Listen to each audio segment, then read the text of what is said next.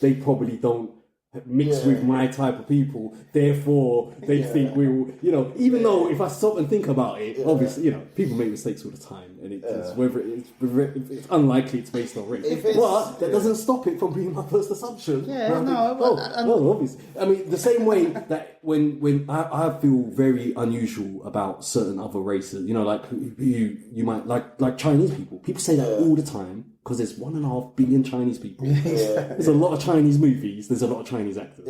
So people, and I think it is to do with the fact that if you grew up there, you'd be able to recognize everybody. Well, obviously they look different, but because we don't, we make that assumption. And I'm very conscious of it. I'm very conscious of that. I don't want people to assume that I'm being dismissive of with that characteristics. Don't forget the fact that there are people who look alike, and there are people who look similar. There's this one guy that I've seen walking around that looks like my dad a lot, and certain times I'll turn the corner and I'm like, he doesn't get more embarrassing than that. I'll do a little double take. You call it a stranger your dad. I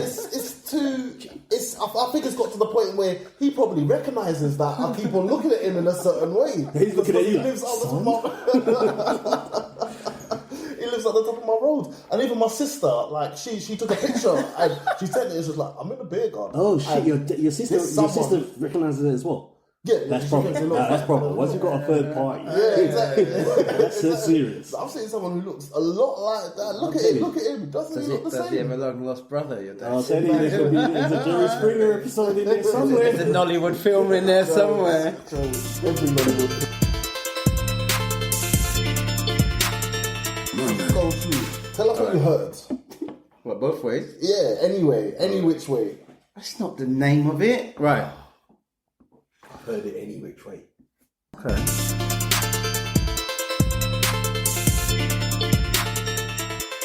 Have you heard of a North American cuisine that goes by the name chicken and waffles? Why is that funny? The way you said it's like as if you said to me, "Do you know about fish and chips?" No. Yeah. See, that's even the whole point of what I want to talk about. No. Fish and chips. That's a perfect combination. I'm not saying it's not chicken and waffles, mate. I'm not saying it's not a perfect combination, but it is something that I've heard of. Definitely. Yeah, but this is it. I've heard about it from a long time ago and recently experienced it. And it was so much that you wanted to talk about it in the podcast. So much. It got me thinking. Okay. All right, chicken and waffles. To me, that sounds like a main and a dessert. All right? So a main part of the meal and a dessert. All right. So you're thinking all at once. Okay. How are you thinking about it? Waffles is just like a substitute for potato, for chips, isn't it? No way. Yeah. But then it's a sweet waffle, mate. Is it a sweet waffle? It was a sweet waffle. It's a sweet waffle. There you go. See, you've not had it, so that's what you were expecting. That's what I was expecting. So what I've had is a burger where the buns were waffles and the chicken was in the middle. That's sweet waffles? No, they weren't sweet. Savoury? Yeah, I think so. Well, I had sweet waffles, mate. Anyway, I ordered it. The server asked if I wanted them to already pour the syrup and the gravy on there for me. Wow. Was this a tasting? It was a part of a tasting menu, was it? Something a waffle like that. tasting menu? Very fancy. They brought it round and I said, no, I'll pour the syrup and I'll pour the gravy myself. The meal came. I ate the chicken with the gravy on top of it. It was nice chicken. Yeah. It was nice chicken, southern fried. Finished that. I ate the waffles with the syrup on top of it. Very nice waffles. And then I just asked the server, why is it that he wanted to pour it on top ahead of time? And he told me I was eating it wrong. Yeah. And apparently I meant to put gravy on everything and syrup on everything, and every forkful should have had chicken and waffle on it. And syrup and gravy on it? How can you have syrup and gravy? Tell me about it. What's that? Look, this is what got me. That he might not have been fully correct, but there's some intention to have mixed all of that together. And in my head, that's a ridiculous food combination. I just couldn't imagine having waffle and chicken at the same time. But that's the thing now, though, isn't it? It's trying to get a blend of flavours that before you wouldn't have thought of, and then put them together. I wouldn't have really thought of syrup and gravy as being like in a Michelin star restaurant. But what I didn't like about what you said and I hate that because I've had that before, is a waiter telling you that you're eating it wrong. No, you've cooked it wrong. Right? I'm not eating it wrong. You should have brought them out separately. I'm paying the money. What's on my plate is there just to be eaten. Not because, you should have mixed that with that, and then did a somersault, and then after that, poured some of your beer in it, and then that's it. You know what I mean? Like, no, I didn't eat it wrong. Fair enough. You served it wrong. I don't even mind him telling me that, but it just got me thinking of the weird combinations of food that you can have. All right, another American concoction: peanut butter and jelly sandwich. Heard of it, never tried it.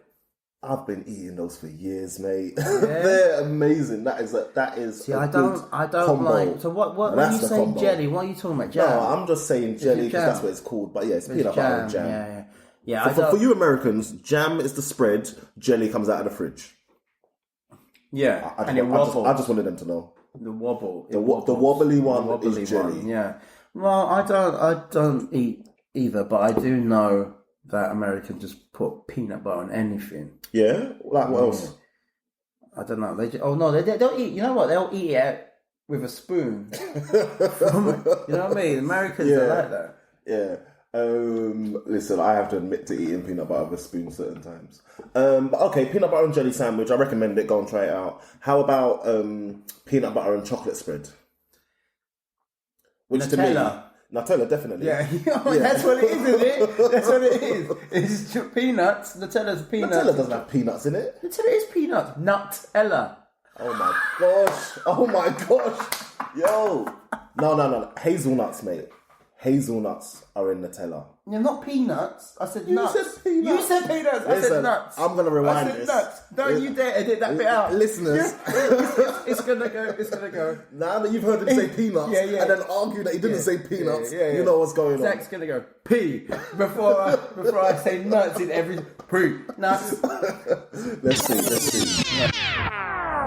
Which Nutella. Nutella, definitely. Yeah. That's what it is, isn't it? That's what it is. It's peanuts. Nutella's peanuts. Nutella doesn't have peanuts in it. Nutella is peanuts. Nutella. Oh my gosh. Yo. No. Hazelnuts, mate. Hazelnuts are in Nutella. You're not peanuts. I said nuts. Said peanuts. You said peanuts. I said nuts. I'm going to rewind this. I said nuts. Don't you dare edit that bit out. Listeners. It's going to go. Now that you've heard him say peanuts and then argue that he didn't say peanuts, you know what's going on. Zach's going to go pee before I say nuts in every poop. Nuts. Let's see. Right. I know people who have that as a combo. I can't get down with that. Why am I talking about sandwiches so much? But I've got a mate who says jam and ham sandwiches. I think he just went for that because it rhymes. But it does seem like, and I've got this problem as well. You don't like sweet with your savoury. Is that correct? Oh, is that a thing? Because you don't like jam and ham. You don't like sweet waffles with your chicken. True. But then, is peanut butter sweet or savoury? That's savoury, isn't it? So I've got sweet and savoury there. All right, tell me another thing. That's a mix of... how about pineapples on your pizza? No way. No, I hate pineapples on a pizza. It's a waste of a topping. How about sweet and sour? The sweet and sour you get at the Chinese. I'm not a fan of that. It's never my first pick. That might just be a thing then. Yeah, you're right. My pizzas, I always say, look, certain things are a waste of a topping. There's no point in getting pineapple. There's no point in getting sweet corn. If it's not meat. If it's not meat or heat, leave it out. Yeah. Taste the meat and the heat. Right. Are we coming up with slogans? Yeah. This is heard it both ways. Taste the meat and the heat. Slogan session. In talking of funny things to put in your food, in Mexico, when I was there, I realised that they put chili sauce on everything, including in the cinema. They put chili sauce in the popcorn. Oh, hold on. And chili sauce. Get this, on a hot day, chili sauce on their ice cream. You're lying. Yeah, no, I'm not lying. You're lying. I'm not lying. And then there's hold on. What's the purpose of chili sauce on ice cream? Mate, it works. You think it wouldn't work, but it works. It works to do what? It works because it's like really...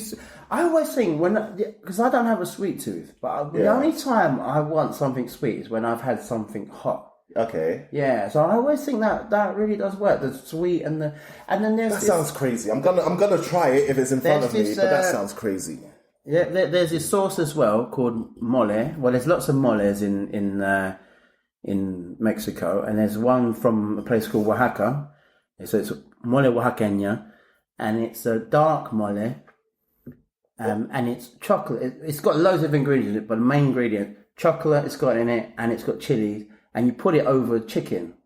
Yeah. Okay. So but it seems weird. And I remember when I came back from Mexico, I cooked it for my parents, and they was like, "What is it?" And I told them, they're like, "No," and it doesn't look good either. Exactly. It's like black sauce on chicken. And they're like, "No." You've got to do some strong convincing to get someone to eat that. How about eat it? So chocolate on chicken. Chili chocolate on chicken. Mate, all of those things don't work. So chili and chocolate, that's not a thing. Yeah. Chocolate on chicken, that's not a thing. Chili on chicken, that's fine. That's fine. Yeah. Everything else in there is wrong. It all works, you know. All right. This is why we need to do another podcast, like our cooking show, where you cook me your freaking jelly jam. I will cook a peanut butter and jam sandwich. Yeah, you cook this bloody monstrosity of chocolate and chili on chicken. Oaxaqueña mole. Yeah, I mean it's heavy. It's I wouldn't have it every day, but it is nice. All right. Look, I'm interested. I like to experience cuisine that I haven't had before. Yeah. As long as it doesn't sound too outlandish, I'll go for it. There's this show on Netflix actually. It's called Chef's Table. Have you seen it? No, I haven't. And in this Chef's Table, Google it if you can, listeners. In this chef, there's this. Other search engines are available. All right, ask Jeeves. Ask Jeeves. Or Bing. no, it's all right. Ask Jeeves, and you'll get nowhere. Oh no, we'll get sued for that. They take that one out. But Chef's Table. There's a Russian chef. So basically, Chef's Table is a really upmarket kind of program. It's all these chefs where the food looks like a piece of art, that kind of thing. Got time for that. Where they put dust. I know. They put dust. There's this one where dust that adds no flavour. This guy just he searches for ages, to find little balls of I don't know what on the earth, and then he's got his chefs looking. I was like, "What are you doing, mate?" It's really small. Anyway, there's this one episode where there's a Russian chef and he cooks up, and ask Jeeves, he cooks up moose lips. I don't understand. Moose lip. And are you talking about moose as in the dessert? With lots of air bubbles in it? Moose the animal. how does moose the dessert have lips? What are you talking about? It's shaped into lips. Mate, it's not a children's birthday party. This is a 5-star hold on. restaurant. If you see it, mate, are they still shaped like lips? No, so they're not shaped like lips. All right, so that would be absolutely reconstituted. Gross. Yeah, it's very sick. From what I saw, because there was a lot of screaming when it was on in my house from my girlfriend when it was on of get it off, get off. Yeah. But from what I gather is that they use the moose lips and they put it into they flatten it into a sheet of some sort, and it's a sushi. So the instead of a seaweed, it's the moose's lips. I think. But anyway, I'll stick with the sushi, mate. What makes you think of that idea? And then it showed him first, properly, caressing a moose, going, as if it was a dog going, and then you saw the light bulb moment. I love moose. I'm going to take your lips. I just love moose. I just really like them. And then he's got 3 moose on the dish, and he's just carrying it. You're like, oh my god, I thought you liked that moose. I want to see the footage in between him stroking the moose and having a plate full of moose lips. He's just squeezing it. It's that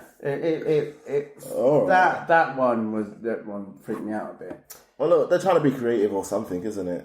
I think that's the name of this podcast, Moose Lips. Moose Lips. That's it. What's the weirdest thing you've eaten? The weirdest thing I've eaten? Yeah. I don't eat weird things, mate. So it's not weird to me. You're like raspberry jam. Oh, that was a good day. Oh, it was a jam. Yeah, no, I see some exotic things and I won't be into it. I've not eaten like cockroaches or